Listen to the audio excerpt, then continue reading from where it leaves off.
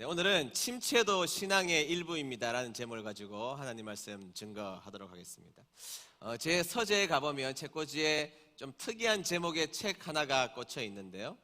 그 책은 필립 얀시라는 아주 유명한 기독교 작가가 지은 하나님 당신께 실망했습니다라는 좀 자극적인 제목의 책이 꽂혀 있습니다.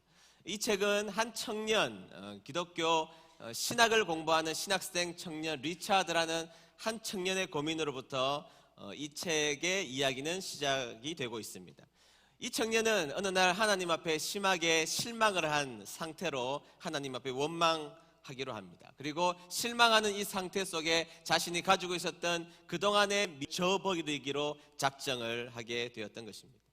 그는 청소년기에 불우한 시절을 보내면서 부모님의 이혼을 막아보려고 수없이 애썼지만 부모님은 결국 이혼해 버렸고, 직장에서 한동안 잘 풀리는가 싶었더니 자신보다 여러 가지 자격에 있어서 한참 모자란 사람이 뽑히게 되는 아주 불공정한 일을 겪으면서 인생은 공유롭지 못하구나 좌절을 겪게 되었고, 자신의 사랑했던 여자친구로부터 헤어짐의 통보를 받게 되어서 더 이상 만나지 못했으며 건강에도 문제가 생겨서 심지어는 우울증까지 앓게 되었다는 것이죠.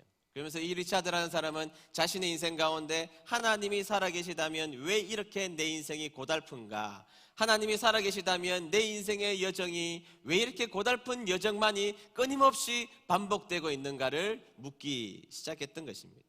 이런 복잡한 문제를 겪으면서 하나님으로부터 돌아서기로 작정했고, 자신이 가지고 있는 신앙서적을 다 불태우기 시작합니다. 심지어는 성경책까지 불태워 버리는 일을 하게 된다는 것이죠.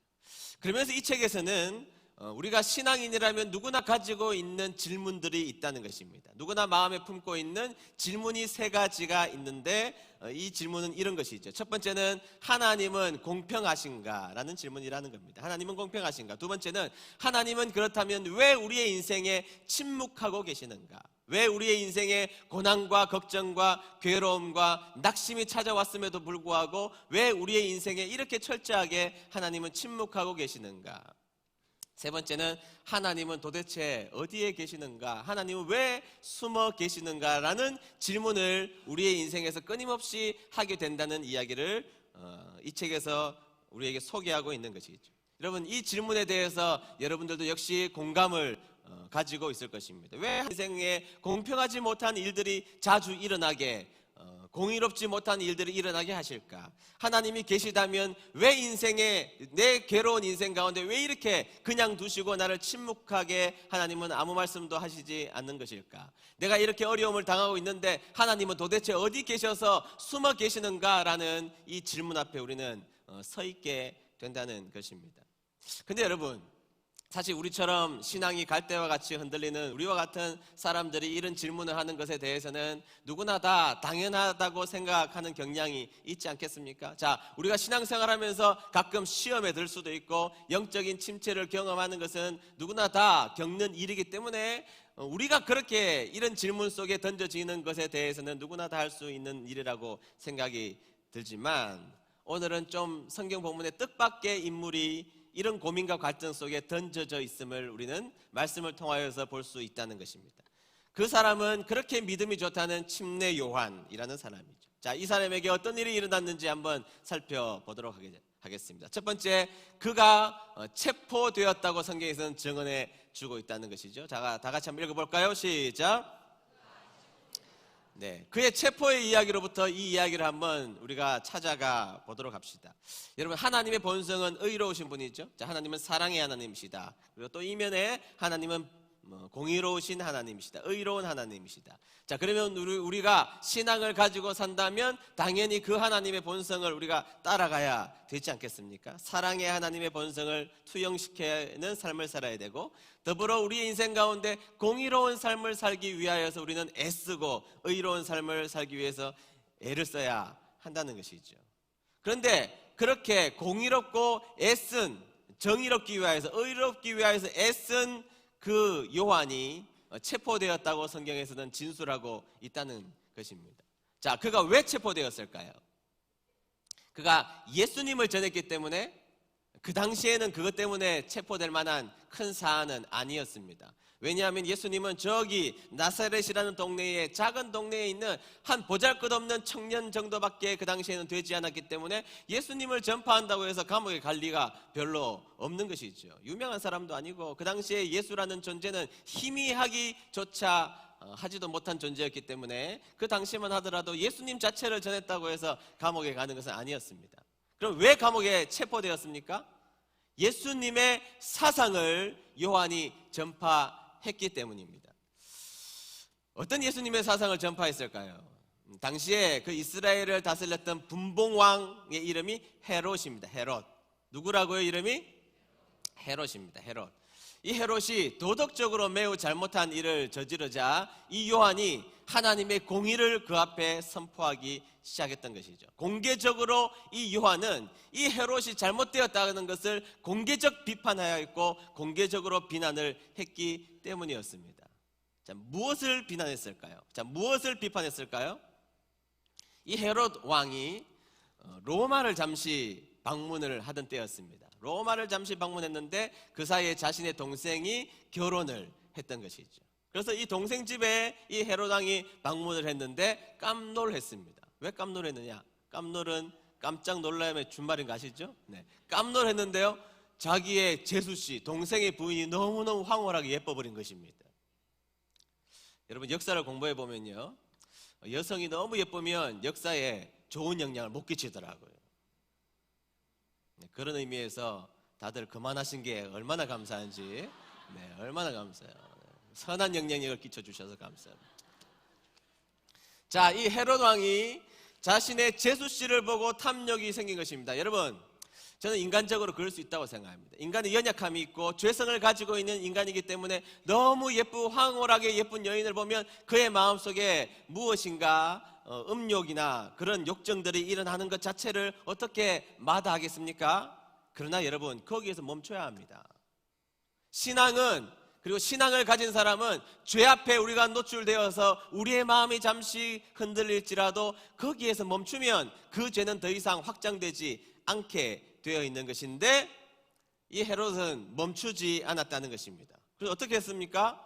자기의 집으로 돌아와서 자기의 조광지처를 버려버려요. 그냥 이혼 소송도 아니죠. 힘이 있으니까 자기의 조광지처를 버려버리고 그 다음에 자기의 동생의 아내를 빼앗아 버립니다. 그리고 자신의 아내로, 동생의 아내를 자신의 아내로 삼고 말았던 것입니다. 자신의 극단적 죄에 대한 선택으로 말미암아 자신의 가정도 깨어져 버리고 동생의 가정도 깨어져 버리게 된 것입니다. 인간 이하의 짓을 하게 된 것이죠. 그것을 비난했던 것입니다. 요한이 공의로우신 하나님을 선포하기 위해서, 공의로우신 예수님을 가르치기 위해서 헤롯 당신이 하는 일은 잘못된 일이요, 그렇게 공개적으로 비판하다가 너 이리 와, 버릇이 없네 하고 감옥에 가둬지게 된 것입니다. 자, 이 요한의 모습을 우리가 보면서 안타깝기는 하지만 멋지지 않아요. 그렇죠? 안타깝기는 하죠. 그가 감옥에 갔는 사실에 대해서는 매우 안타까운 일이기는 하지만 그럼에도 불구하고 그는 신앙인으로서 매우 멋진 모습을 우리에게 보여준 사람이 요한이었던 것입니다. 안타깝지만 멋진 모습, 그런 신앙인들 많죠. 요즘에 제가 이 본회프 목사님의 책을 읽다 보니까 그분에게 푹 빠져 있는데, 여러분, 본회프 목사님이 미국에 계시다가 독일로 돌아오면 그 나치당을 비판했던, 히틀러를 비판했던 자신이 독일에 돌아오면 잡혀서 죽을 것이라는 것을 뻔히 알면서도 독일로 돌아오시잖아요. 안타깝긴 하지만 신앙인으로서 이렇게 멋진 사람을 찾을 수가 없을 만큼 고매하고 멋진 모습이지 않습니까? 네, 요한답죠. 요한이 하나님의 공의를 전파하다가 그가 감옥에 갇힐 줄 알지만 공개적으로 그 고난을 선택하는 그 모습은 매우 안타깝지만 그러나 매우 멋진 모습이라고 볼 수가 있는 것이죠. 자, 그런데 두 번째, 그런 그가 영적 침체에 빠져버리고 말았다는 것입니다. 다 같이 한번 읽어볼까요? 시작. 네, 그거는 용기 있는 소리를 하면서 내가 감옥에 갈지라도 예수님의 말씀을 전하는 것이 너무나 당연하다고 믿었던 이 요한이 감옥에 갇혀서 꽤 오랜 시간을 지나게 되었습니다. 그리고 그 감옥에 갇혀 있었던 이 요한은 그 감옥 밖에서 활동하고 있는 예수님의 소식을 듣게 되었던 것이죠. 자, 어떤 이야기들을 들었을까요? 1절 한번 볼까요? 1절 다 같이 읽습니다. 시작.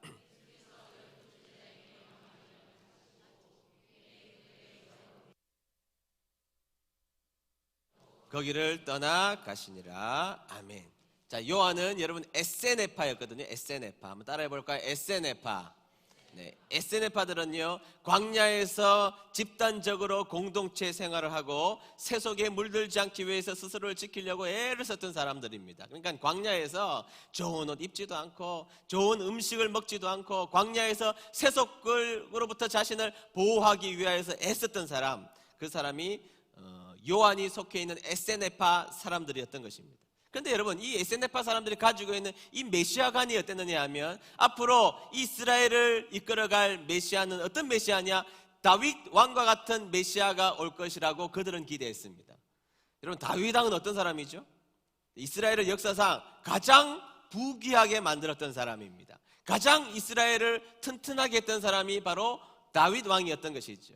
이 에세네파에 속해 있던 사람들은 다윗 왕과 같은 메시아가 등장하여서 이스라엘을 회복시킬 것이라는 믿음 속에 살아갔던 사람이었던 것입니다. 그러나 요한은 하나님에 대한 올바른 믿음의 인식이 있었던 사람임에도 불구하고 그의 고난의 여정이 감옥 속에 길어지자 그 밖에서 들려오는 소식이 자신의 마음속에 탐탁하게 들리지 않았던 것입니다. 예수라는 사람이, 자신이 메시아라고 소개했던 이 예수라는 사람이 돌아다니면서 설교나 하러 돌아다니고, 그리고 병을 고치고 하는데 인기를 얻어서 힘이 모일만 하면 도망가 버리고, 다른 곳에 가서 복음 전하고 기적 일으키고, 힘이 모일만 하면 또 도망가 버리고 하는 이 모습에 요한은 그의 마음속에 매우 언짢은 마음이 가득했던 것입니다. 그래서 그 예수에 대한 소식을 듣자 자기가 기대하고 자신이 생각했던 메시아가 혹시 예수가 아닐지 모른다는 생각에 빠져들기 시작했던 것입니다. 예수님의 행보가 감옥의 고통 속에 갇혀 있자, 그리고 그 고통이 길어지자 요한의 이해의 폭도 좁아졌고 그 고통으로 영적으로 침체되어 있는 요한이 되어버리고 말았던 것이죠. 그리고 예수님의 길을 열고 인도하고 그 길을 닦았던 그 요한조차도 지금 내가 믿고 있는 저 예수가 진짜 메시아가 맞는지 맞지 않는지에 대한 심한 갈등 속에 이 요한이 빠지게 되었던 것입니다. 그 위에 있던 침례 요한이 시험에 빠져서 침체를 겪고 있다고 소개하고 있다는 것이죠. 여러분, 신앙인들은 왜 침체에 빠지게 될까요? 자, 예수님을 믿고 우리가 교회에 나오면 항상 기쁘고, 항상 기쁜 것이 아니라 어느 순간이 되면 우리에게 찾아오는 시험과 걱정과 그리고 영적 침체를 왜 겪게 될까요? 네, 이 영적 침체에 대해서 아주 위대한 책이 하나 있죠. 로이드 존스 목사님이 지은 제목이 영적 침체입니다. 영적 침체. 이 로이드 존스 목사님은 영국의 왕립의사 출신이지 않습니까? 왕립의사 출신이신데 이제 목사님이 되신 분이신데요. 이분은 신앙인의 영적 침체에 대해서 성경을 연구하면서 5가지로 이분은 정리를 하셨습니다. 한번 소개를 좀 하고 싶은데 5가지입니다. 첫 번째는 심리적으로, 그리고 정서적으로, 그리고 병리적으로 우울하거나 우울증에 있는 사람은 상대적으로 영적인 침체에 걸릴 확률이 높다는 것입니다. 자, 내가 기질적으로 우울하다, 그리고 내가 우울증이 있다고 해서 다 영적인 침체에 걸리는 것은 아니지만 심리적, 정서적, 병리적 우울증에 있는 사람은 상대적으로 영적인 침체에 빠지는 확률들이 높더라는 것이죠. 임상적으로 볼 때 그렇다는 것입니다. 자, 두 번째는 신체적 질병이나 또 누적된 피로가 영적인 침체를 불러 일으킬 수 있다는 것입니다. 여러분, 우리는 영 따로 육 따로 있는 존재가 아니잖아요. 영혼 육이 함께 있는 존재거든요. 그러니까 육이 병들어 있거나 이 육이 피로하여서 그 피로가 누적돼 있으면 그 사람들에게 영적인 침체가 찾아오는 경향이 짙다라는 것입니다. 세 번째 보면 놀라운 영적인 체험 이후에 반작용으로 영적인 침체가 오는 경우가 많이 있더라는 것입니다. 이게 역사적인 사실이죠. 그러니까 영적인 대각성 운동, 부흥 운동 이후에 영적인 고갈 상태를 경험했던 경우가 굉장히 많아요. 웨일즈 대부흥 사건, 평양 대부흥 사건, 건초더미 대부흥 사건, 또 교회에서 부흥회 하고 나면 큰 은혜를 경험한 이후에 무엇인가 고갈되는 현상들이 있었다는 것이죠. 그러니까 영적인 부흥 이후에 고갈되는 현상이 있을 때 침체가 찾아오더라는 것입니다. 자, 네 번째는 뭐냐? 사탄의 공격입니다. 사탄이 우리를 영적인 침체에 빠지도록 공격했을 때에 그 공격에 넘어지면 우리는 영적인 침체에 빠지게 된다는 것입니다. 다섯 번째는 불신앙이죠. 불신앙. 하나님의 존재에 대해서 우리가 의심하기 시작할 때 우리는 영적인 침체에 빠지게 된다는 것입니다. 자, 이 관점으로 요한의 모습을 다시 보십시오. 자, 요한은 무엇 때문에 침체에 빠졌습니까? 제가 보기엔 1번은 아닌 것 같아요. 기질적 우울은 아닌 것 같습니다. 제가 생각하기에는 2번, 3번, 5번이 합쳐진 경우가 아닌가라는 생각이 들었습니다. 왜냐하면 그의 사역은 놀라웠거든요. 부흥을 경험했거든요. 그의 제자들이 따르기 시작했거든요.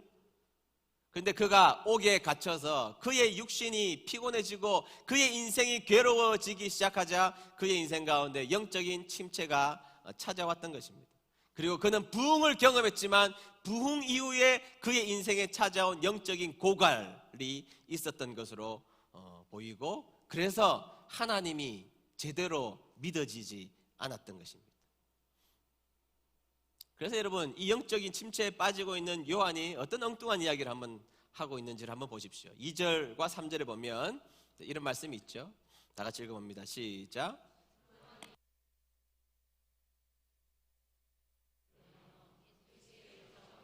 오실 그이가 당신이 오니까 우리가 다른 일을 기다려오리니까 아멘. 여러분, 이 말이 무슨 말이죠? 감옥에 가만히 요한이 갇혀 있다 보니까 예수님의 소식이 들리기는 하는데 자신이 기대했던 예수님은 아닌 것 같아요. 아니, 기대했던 예수님일지라도 영적인 침체가 찾아왔던 이 요한의 입장에서 보면 그 예수님에 대한 신앙과 믿음이 흔들리기 시작했던 것입니다. 그래서 자신을 면회온 제자들을 불러다가 이야기합니다. 너 나가서 그 예수님을 좀 만나라. 예수님을 만나서 반드시 내가 하는 질문을 물어봐야 돼. 그 질문이 뭔 줄 아느냐? 예수님에게 예수님이 오실 메시아 맞아요? 물어보라는 것입니다. 여러분, 요한은 어떤 사람인데요? 예수님의 메시아라는 것을 알려주는 사람입니다. 자신은 소리가 되어서 예수님이 메시아입니다, 이것을 알려러 온 사람이 요한이었음에도 불구하고 이 요한이 예수님에게 가서 예수님, 당신이 진짜 메시아가 맞습니까? 제자들 보고 확인시켜 오라고 이야기를 했던 것이죠. 자, 여러분, 이 요한은 시험에 들었나요? 들지 않았나요? 시험에 들었나요? 들지 않았나요? 들었죠? 영적인 침체인가요? 아닌가요? 영적인 침체죠. 침체를 겪고 있다는 것입니다. 여러분, 여기에 우리가 중요한 교훈이 하나 있다는 것을 반드시 알고 있어야 됩니다. 여러분, 우리가 주님의 일을 한다고 해서 시험에 들지 않는 것이 아닙니다. 주님의 일을 열심히 하고 최선을 다해서 주님의 일을 감당하지만 그래도 우리의 인생 가운데 시험이 찾아올 때가 꽤 많이 있다는 것입니다. 요한, 그는 주님의 일을 했습니다. 여러분, 항상 주님의 일을 많이 하는 사람들이 시험에 들 경우가 훨씬 더 많죠. 근데 주님의 일도 안 하는데 시험에 드는 사람들도 있어요. 안 하는데 시험에 들었다 그래요. 그런 사람은 어떻게 말하느냐? 따라하겠습니다. 구제불능. 오늘 우리가 반드시 알아야 할 한 가지 사실이 있다면, 요한, 그는 대단한 사람이었고 평생을 주님을 위하여서 목숨까지 내놓은 사람이었지만 시험은 그에게도 찾아왔다는 것입니다. 주님의 일을 감당해도 역전이 되지 않는 삶을 살아갈 때가 우리에게 있다는 것입니다.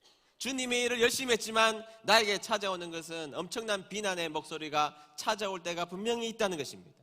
주의 일 열심히 한다고 했지만 어느 순간에 지쳐있는 나 자신을 발견하여서 침체에 빠져있는, 영적인 침체 속에 허덕이고 있는 우리들의 모습이 얼마든지 있을 수 있다는 것이죠. 때로는 교회에 나만큼 일하는 사람이 어디 있어라고 자신감을 가지고 있었는데 어느 순간에 보니까 나처럼 나약하고 나처럼 침체에 빠져있고 나처럼 이렇게 시험에 잘 되는 사람도 없을 만큼 넘어져 있는 우리들의 모습을 발견할 때가 있다는 것입니다. 그런데 중요한 것은 우리가 믿음 생활하는 여정 가운데 찾아온 침체도, 그리고 시험도, 낙심도 신앙의 일부라는 사실을 기억해야 합니다.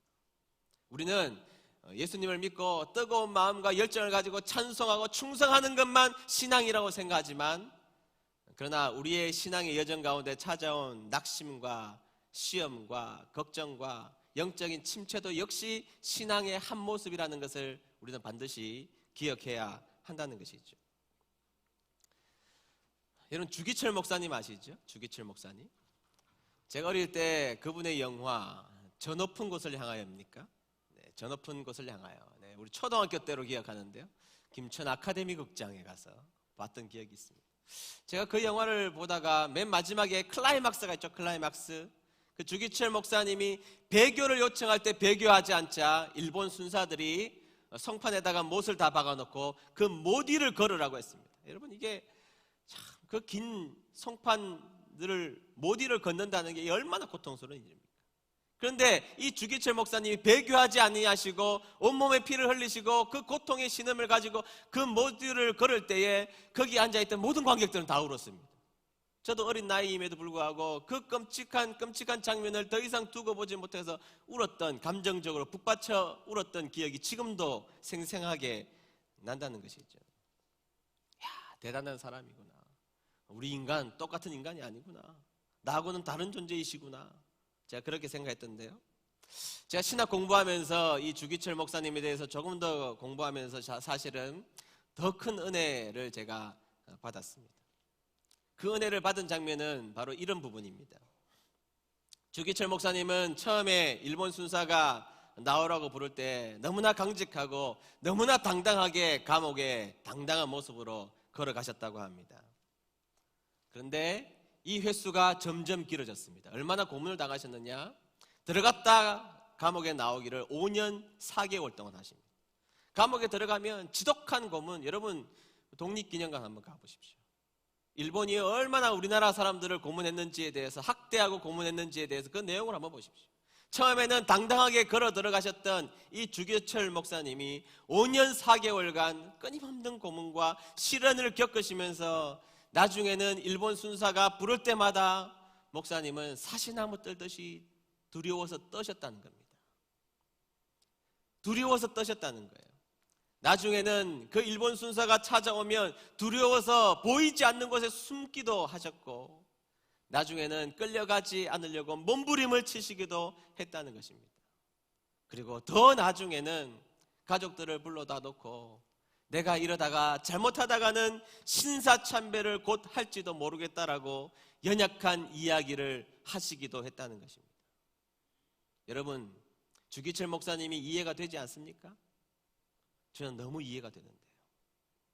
저는 못 위를 그 당당하게 걸으신 그 주기철 목사님, 위대한 목사님이시고 그 모습에 감동이 되지만, 저에게 더 감동이 되는 것은 일본 순사가 부를 때마다 5년 4개월 동안 사시나무 떨듯이 떨면서 그 고난의 길을 두려움으로, 낙심으로, 시험으로, 영적인 침체에 빠져서 때로는 흔들리며 그 길을 마지막까지 걸으셨던 그 모습, 저는 그 모습이 훨씬 더 은혜가 되던데요.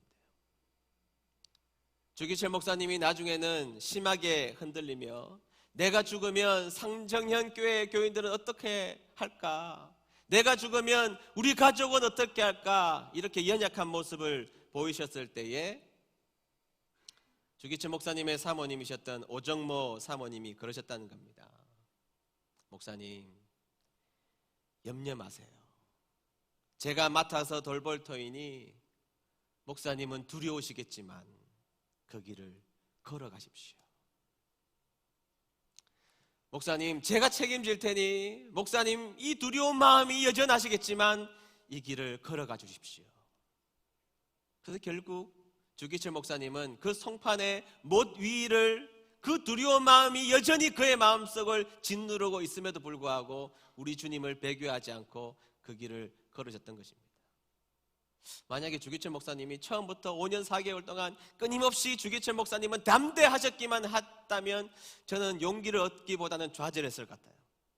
그런데 주기철 목사님도 끊임없이 흔들리셨고, 끊임없이 우셨고, 끊임없이 떠셨고, 끊임없이 좌절하셨고, 영적인 침체에 허덕이셨고, 그럼에도 불구하고 주님을 믿는 이 자리로부터 이탈하지 않는 그 길을 걸어가셨기 때문에 저는 주기철 목사님의 삶이 위대하고 훌륭하다고 생각한다는 것입니다.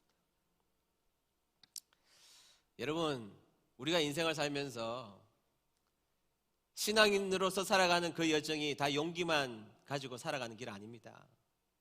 때로는 너무 기분 좋은 마음을 가지고 주님의 일을 감당하면서 그 길을 걸어가는 것만 신앙이 아닙니다. 때로는 내 가슴을 찌르는 상처를 경험하면서도, 내 인생에서 다가온 여러 가지 고통과 어려움을 맞닥뜨리면서도 수없이 무너져 깨진 무릎이 여전히 내 인생 가운데 존재함에도 하나님이 원하시는 것이 이 길을 걸어가는 그 길이기 때문에 그 영적인 침체를 끌어안고 꾸역꾸역 그 길을 걸어가는 그 신앙인의 한 사람, 그 한 사람을 우리 주님은 기념하고 계시다는 것을 믿는 여러분 되시기를 주의 이름으로 축복합니다. 여러분, 요한이 하나님의 이름을 당당하게 선포했던 것도 요한이죠.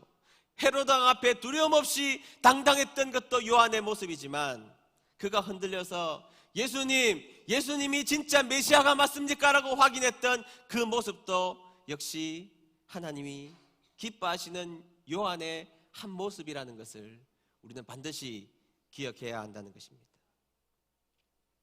주님의 일을 한다고 다시 한 번 더 말씀드리지만 기쁨만 있는 것 아닙니다. 신앙생활 하면서 은혜드림교회 다니면서 기쁨만 존재하는 거 아닙니다. 제가 19년간 담임 목회하면서 항상 좋았던 건 아니잖아요, 여러분.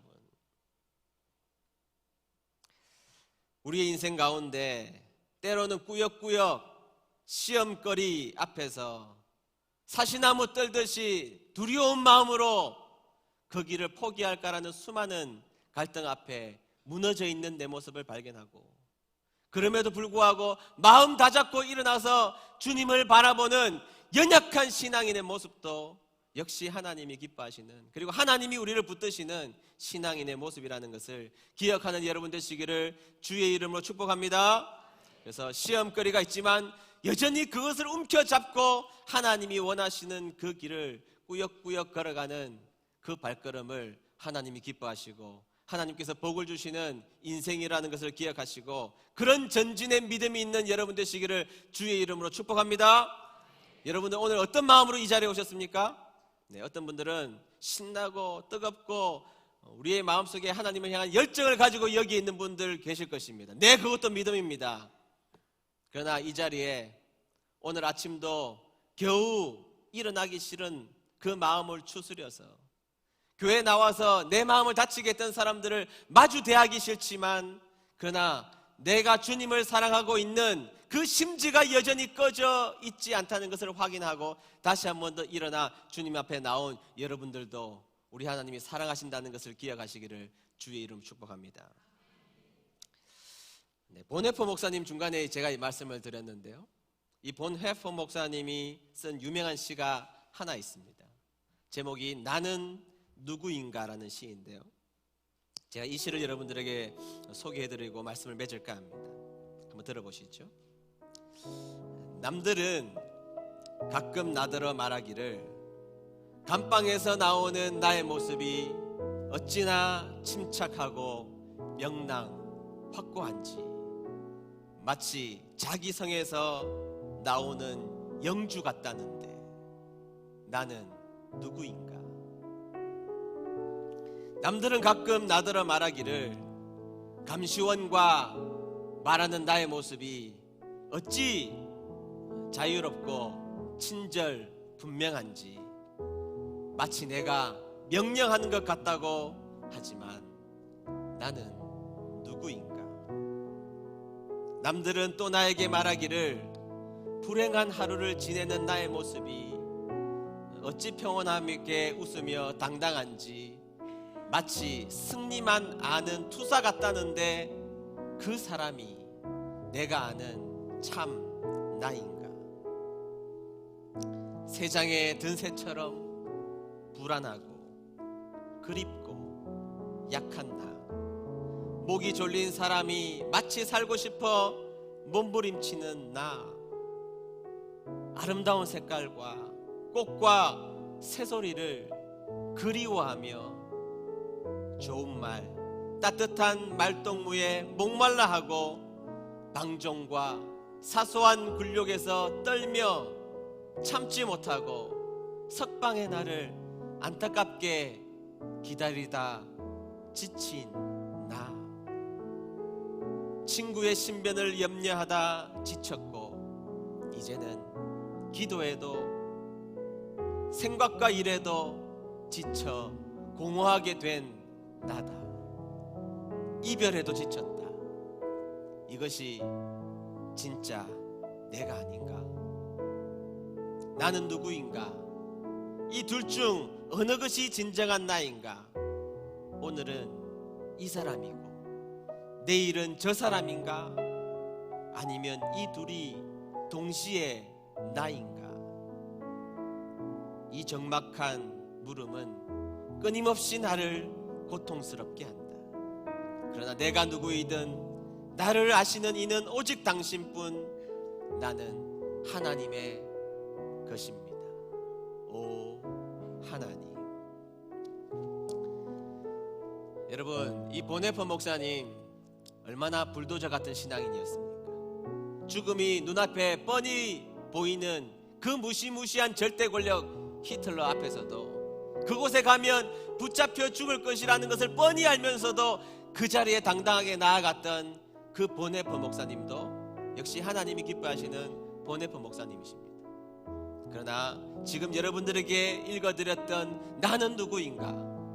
그는 새장에 갇혀있는 새처럼 불안했고 약했고 목이 졸려서 고통 가운데 신음하였고 벗어나고 싶었고 좋은 말 듣고 싶었고 기도하기에도 지쳤고 생각과 일에도 지쳐하여서 너무 공허해져 버린 영적인 침체에 빠져있는 그 본회퍼 목사님도 역시 하나님이 사랑하시는 본회퍼였던 것입니다.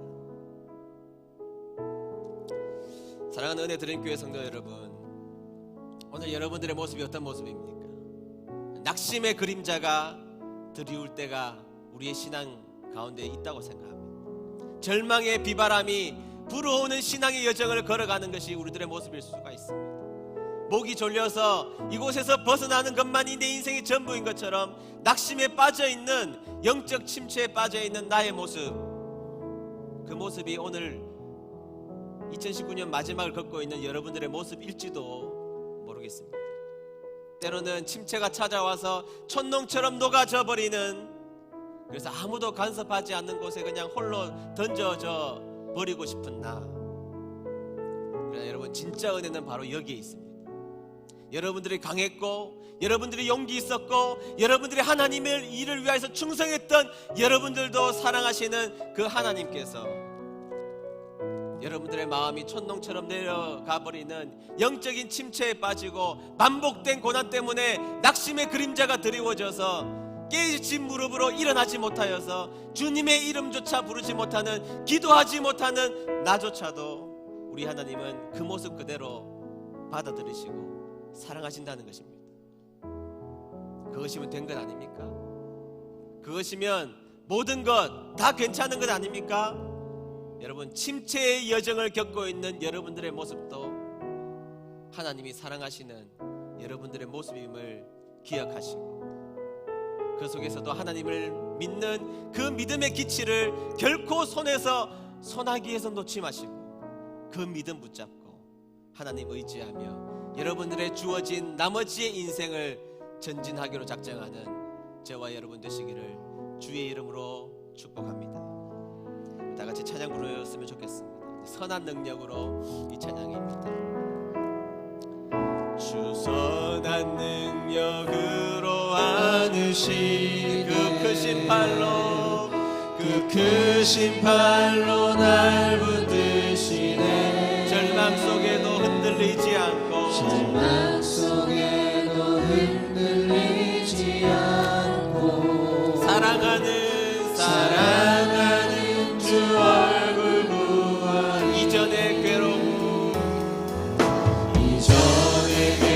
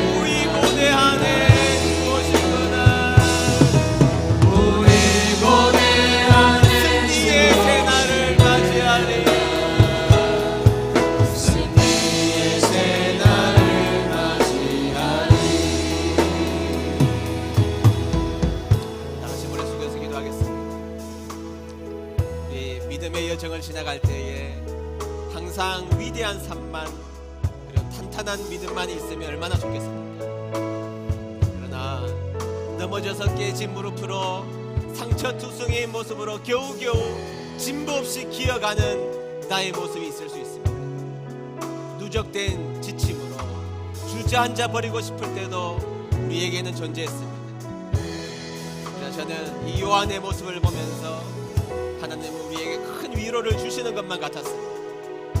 요한도 위대한 사역을 했던 요한이었지만 지금 오늘 우리가 봤던 그 요한은 초라하기 거지없는 침체에 빠져서 엉뚱한 질문이나 하는 그 요한이지만 그 역시 하나님의 종 요한이었던 것입니다. 850명의 이방 선지자를 무너뜨린 엘리야도 하나님은 사랑하셨지만 침체의 늪에 빠져서 죽여달라고 자살 충동을 외친 엘리야에게 먹을 것 주시며 그를 일으켜 세우신 분도 우리가 믿는 하나님이시라는 것입니다. 때로는 침체로 시험에 빠져서 우왕좌왕하는 내 모습이 꼴도 보기 싫고 못나 보이기도 하지만 그것 역시 사용하셔서 우리를 사랑하시는 분, 그분이 우리가 믿는 하나님이시라는 것입니다. 우리 합심하여 기도할 때 주님 나의 못남을 덮어주십시오. 여전히 침체 가운데 있는 우리들을 사랑해 주시고 낙심의 그림자 속에 있지만 하나님 그 낙심의 그림자를 거두어 주시고 힘있는 믿음으로 하나님 앞에 영광 돌리는 삶이 되고 싶습니다. 우리 1분간 다 같이 마음을 합하여서 낙심하여서 기도하도록 하겠습니다.